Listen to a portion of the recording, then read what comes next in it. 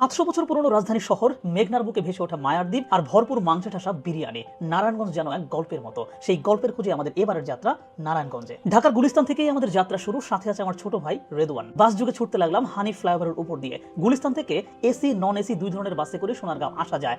বাস স্ট্যান্ডে এসে জাস্ট কয়েক মিনিট আপনাকে সময় দিতে হবে। যাই হোক, কিছুক্ষণের মধ্যে আমরা পৌঁছে গেলাম মোগরাপাড়া বাস স্ট্যান্ডের কিছুটা আগে। সেখান থেকে অটো রিক্সা নিয়ে রওনা দিলাম পানাম সিটির উদ্দেশ্যে।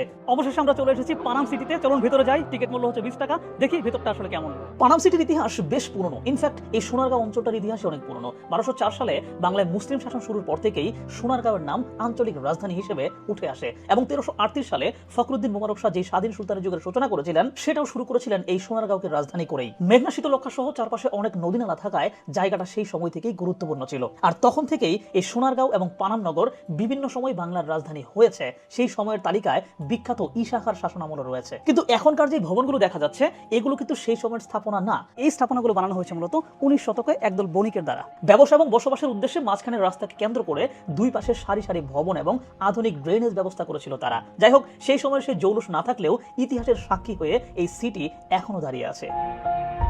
পানামনগর থেকে অটো ভাড়া করে আমাদের পরের গন্তব্য আনন্দবাজার। গাছপালায় ঘেরা সরু সবুজ পথ। আর আনন্দবাজারে পৌঁছে আমরা ঘাটে চলে যাই, আর ঘাট থেকে রওনা দেই মায়াদ্বীপের উদ্দেশ্যে। প্রতি ঘন্টায় একটি করে লঞ্চ ছেড়ে যায় এই ঘাট থেকে। মেঘনার জলে ভাসতে ভাসতে আমরা কিছুক্ষণের মধ্যে পৌঁছে যাই মায়াদ্বীপে। একেবারে সবুজ গালিচা, চারদিকে শুনশান, চরের মানুষের ব্যস্ত জীবন আর বাচ্চাদের খেলাধুলা, সব মিলিয়ে দারুণ ছিল সময়টা। তবে আফসোস হচ্ছিল এই জায়গায় সন্ধ্যাটা কাটাতে না পেরে, কারণ এখান থেকে ওপারে ফেরার শেষ লঞ্চ ছেড়ে যাবে বিকেল 5টার মধ্যেই।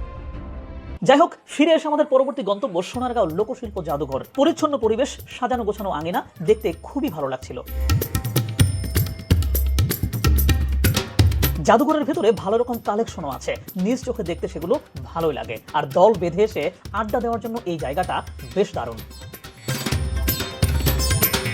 এরপর আমাদের পরবর্তী পথ চলা বন্দর উপজেলার কান্দিপাড়া গ্রামের ভাইরাল মাংসে ঠাসা বিরিয়ানির উদ্দেশ্যে।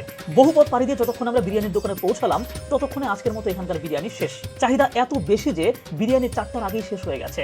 কি আর করার, কিছু তো খেতে হবে। তাই দোকানি মামার পরামর্শে আমরা চলে গেলাম বন্দর বাস স্ট্যান্ডে। এখানকার ঢালি বিরিয়ানি ঘরের বিরিয়ানি দিয়ে লাঞ্চ সারলাম। শেষ বেলায় এসে যা পেয়েছি খারাপ না, তেল মশলা কম, মাংস ফ্রেশ মনে হয়েছে, টেস্টটাও মানানসই। তবে মাংসটা আরেকটু সফট হলে আরো বেশি ভালো লাগতো। হয়তো এইটাও বেশ মজা, কিন্তু আমাদের প্রত্যাশা আরেকটু বেশি ছিল ভাইরাল বিরিয়ানির প্রতি। এরপর লাঞ্চ শেষে আমরা সোজা চলে আসি বন্দর ঘাটে, ওপারে নারায়ণগঞ্জ মেইন সিটি। জনপ্রতি 2 টাকা ভাড়া দিয়ে আমরা শীতলক্ষা পার হলাম। আর বন্দরের কাছেই থাকা ঢাকাগামী বন্ধন বাসে করে ঢাকার পথ ধরলাম। জানালা দিয়ে দেখতে লাগলাম অটো রিকশায় ভরপুর নারায়ণগঞ্জ শহর, সাথে একটা আন্দোলনও দেখলাম বাস থেকে।